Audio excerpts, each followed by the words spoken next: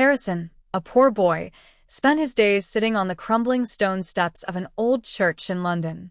His clothes were torn beyond repair, his shoes barely clinging to his feet.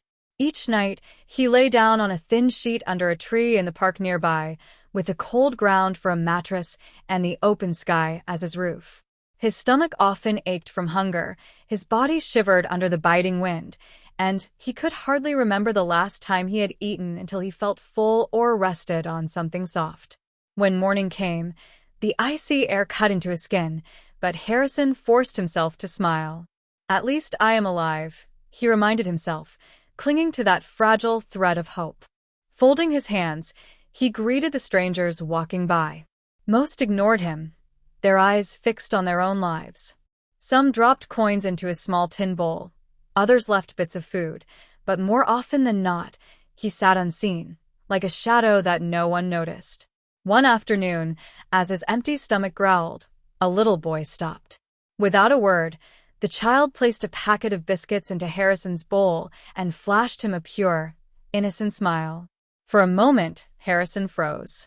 That smile pierced straight into his heart, as though someone had finally seen him, not as a beggar, but as a human being. Tears stung his eyes. He wanted to cry, not from hunger this time, but from the warmth of being acknowledged. But Harrison had not always been invisible. He once had a family, a small home, and dreams that filled his heart. He grew up in a humble village, where his father worked long hours in the fields and his mother cared tenderly for him and his sister. They had little money, but the family was rich in love. Harrison adored mathematics, solving sums late into the night by the faint glow of a lamp. He often told his parents that he wanted to become a teacher. His father would ruffle his hair and say with pride, "Study hard, Harrison. One day, you'll make us proud." But when Harrison was 14, life collapsed around him. The rains failed that year. The crops withered. Hunger stalked their home, and debts piled higher each day. Harrison saw his once strong father sit under a tree, weeping quietly. It was the first time he had seen him broken. That night, unable to bear the shame and despair, his father drank poison. He never opened his eyes again. The memory of his father's lifeless body haunted Harrison. His mother's cries echoed in his ears. His sister, once playful, sat silent in a corner, her eyes empty. His mother soon grew frail with sickness, and his sister was forced to abandon school. Determined to save them, Harrison left for the city with nothing but hope in his heart. At first, he found work carrying crates and washing dishes.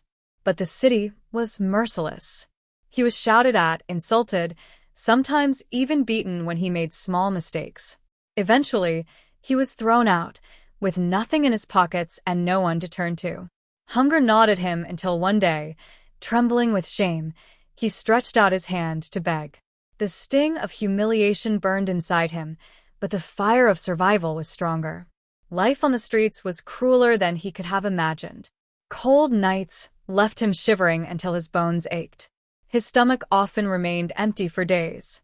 He watched people rush past him without a glance, as though he didn't exist. He saw beggars die quietly on the pavements, their bodies lying for hours before anyone came. Each time, he wondered if that would be his fate too. But in his darkest moments, a faint whisper inside him said, "Hold on, Harrison. Maybe tomorrow will be different." That tomorrow came. One morning, weak and dizzy from hunger, Harrison saw a woman approaching. She wore a simple dress and carried a bag of food. She stopped in front of him, knelt down, and offered him a bottle of water. "What's your name?" she asked gently. "Harrison," he whispered, his voice trembling. She smiled kindly and introduced herself as Emily, a volunteer from a small charity helping the homeless. Harrison poured out his story to her, his father's death, his mother's sickness, his dreams, and how everything had been taken away. Unlike others, Emily didn't turn away. She didn't scold him, nor did she pity him. She simply placed a hand on his shoulder and said, "Would you like to come with me? We can give you food, clothes, maybe even work." Harrison hesitated. The memory of an old beggar who had died beside him only days earlier haunted his mind. With trembling lips and tears in his eyes, he whispered, "Yes, That small word became the turning point of his life. At the shelter, Harrison bathed for the first time in weeks, washed away the dirt and shame clinging to his body, and put on clean clothes. He ate 2 warm meals until his stomach was full, and when he lay down on a soft bed, tears flowed freely down his face, not from sorrow, but from the relief of feeling human again. For the first time in years, he slept peacefully. Emily visited often, bringing books, soap, and sometimes sweets. She listened to him talk about his dreams and his family. One day, she asked, "Harrison, do you want to work again?" She introduced him to a man who owned a small tea stall. Harrison started with the simplest tasks, washing cups, cleaning tables, serving tea.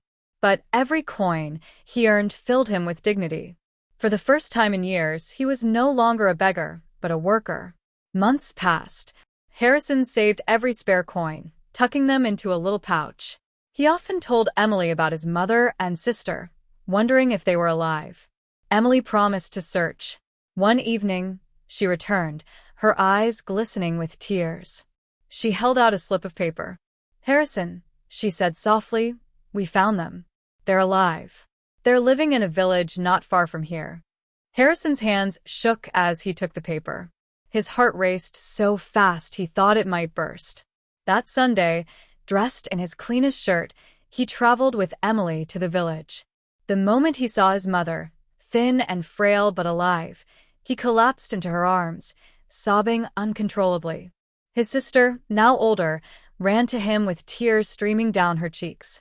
They held one another tightly, as if afraid to ever let go again. After years of emptiness, Harrison felt whole. Today, Harrison continues working at the tea shop. He rents a small room, eats warm meals, and visits his mother every month. But most importantly, he has started helping others living on the streets, just as Emily once helped him. He knows the pain of being invisible, and he also knows the power of kindness to bring someone back to life. Harrison's story is a reminder that no life is beyond saving. Poverty, despair, and loneliness can crush a soul, but even a single act of compassion, a smile, a meal, a hand extended in kindness, can restore dignity and hope. Life may take away everything, but love and humanity can give it back. Hope can rise, even from the darkest places. Thank you so much for watching. If this video touched your heart or inspired you in any way, don't forget to like, share, and subscribe to our channel. Dark Side of Love.